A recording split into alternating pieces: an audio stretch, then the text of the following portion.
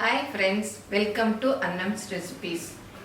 இன்னைக்கு பூண்டு முறுக்கு எப்படி பண்ணலான்னு பார்ப்போம். நம்ம சும்மா தான் முறுக்கு பண்ணுவோம், பிள்ளைங்களுக்குலாம் அவ்வளவா பிடிக்காது. இந்த முறுக்கு வந்து ஸ்பைசியாக பூண்டு பொடியெல்லாம் போட்டு மிளகாய் பொடியெல்லாம் போட்டு நல்லா காரசாரமாக இருக்கும். எல்லா குழந்தைகளுக்கும் பிடிக்கும். பூண்டு பொடி இல்லாதவங்க பூண்டு கூட அரைச்சி போட்டு பண்ணலாம். இப்போ இந்த முறுக்கு எப்படி பண்ணலாம் அப்படின்னு பார்ப்போம். 2 ஆளாக்கு இட்லி புழுங்கல் அரிசி, நம்ம இட்லிக்கு போடுவோம் இல்லையா, அந்த அரிசி எடுத்து நல்லா ஒரு 3 மணி நேரம் ஊற வச்சுக்கணும். ஊற வச்சுட்டு நல்லா கிரைண்டரில் நைஸாக ஆட்டிக்கணும். 2 ஆளாக்கு 3 மணி நேரம் ஊற வச்சு நல்லா நைஸாக ஆட்டிக்கணும். நல்லா அரிசியை ஒரு 3-4 தடவை கழுவிட்டு ஊற வச்சுக்கணும். அப்போ தான் வந்து நல்லா மாவு வெள்ளையாக வரும். இப்போ பாருங்கள், நல்லா அந்த அரிசியை நைஸாக இந்த மாதிரி அரைச்சாச்சு. இதுக்கு வந்து உளுந்த மாவு 1 கப்பு நல்லா நம்ம வானலியில் வறுத்துட்டு மிஷினில் கொடுத்து வேணாலும் அரைச்சிக்கலாம், இல்லை நீங்கள் மிக்சியில் அரைச்சி சலிக்கிறதுனாலும் சலிச்சுக்கலாம். ஆனால் கப்பியெல்லாம் இல்லாமல் பார்த்துக்கணும். இருந்தால் நம்ம புளி அரைச்ச வந்து வெடிக்கும். அப்புறம் பூண்டு பொடி வந்து 1 டீஸ்பூன் அளவு போடுறேன். பூண்டு பொடி இல்லாதவங்க ஒரு 5-6 பல்லு பூண்டு அரைச்சிட்டு அந்த தண்ணி கூட ஊற்றிக்கலாம். இதுக்கு தேவையான உப்பு, அப்புறம் தனி மிளகாப்பொடி 1 ஸ்பூன், அப்புறம் பெருங்காயப்பொடி கொஞ்சம், ஒரு 1/4 டீஸ்பூன் அளவு, அப்புறம் 1 டீஸ்பூன் பட்டர். இது எல்லாத்தையும் போட்டு நல்லா பிசைஞ்சுக்கணும். நான் வந்து இந்த பூண்டு பொடி அரைக்கிறது எப்படிங்கிறத வீடியோ அப்லோட் பண்ணியிருக்கேன், அதை டிஸ்கிரிப்ஷனில் கொடுக்குறேன், பார்த்துக்கோங்க. இப்போ இந்த மாவை நல்லா கையில் மிக்ஸ் பண்ணிவிட்டு அப்படி நல்லா பிசைஞ்சுக்கணும். ரொம்ப இறுக்கமாக இருந்தால் கொஞ்சம் தண்ணி கூட தெளிச்சுக்கலாம்.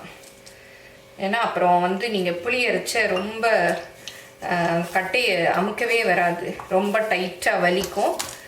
அதனால கொஞ்சம் நல்லா நம்ம இடியாப்பத்துக்கெல்லாம் பிசைவோம் பாருங்கள், அந்த மாதிரி பிசைஞ்சுக்கணும். நீங்கள் கட்டையில் வச்சு ப்ரெஸ் பண்ணி பாருங்கள். டைட்டாக ரொம்ப டைட்டாக இருந்ததுன்னா கொஞ்சம் தண்ணி ஊற்றி பிசைஞ்சிக்கலாம். இப்போ பாருங்கள், மாவு நல்லா பிசைஞ்சாச்சு. இந்த பூண்டு முறுக்குக்கு நம்ம எப்பவும் ஒரே மாதிரி முறுக்கு செய்கிறோம், அது வந்து குழந்தைங்களுக்கு பிடிக்காது.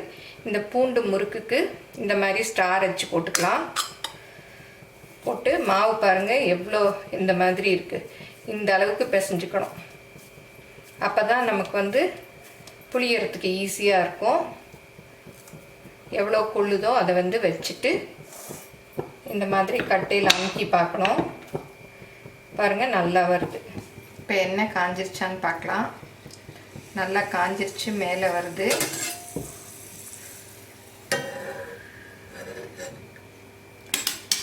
இதை வந்து டைரெக்டாக அப்படியே எண்ணெயிலையும் புளியலாம், இல்லாட்டி நீங்கள் கரண்டியில் புளிஞ்சு கூட அப்படியே எடுத்து விடலாம்.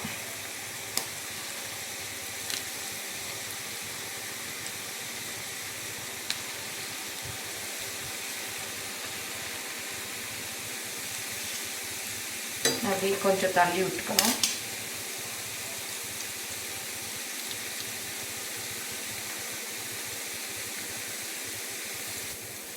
இப்போ ஒரு பக்கம் வெந்ததும் இந்த பக்கம் திருப்பி போடணும்.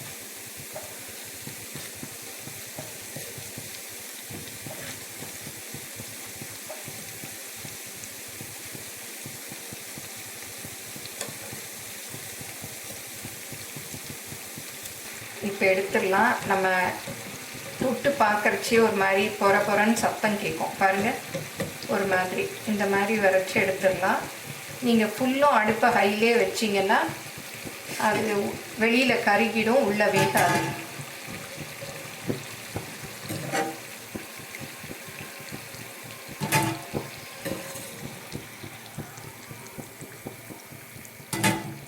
இதே மாதிரி எல்லா மாவையும் பிழிஞ்சு விட்டுறணும்.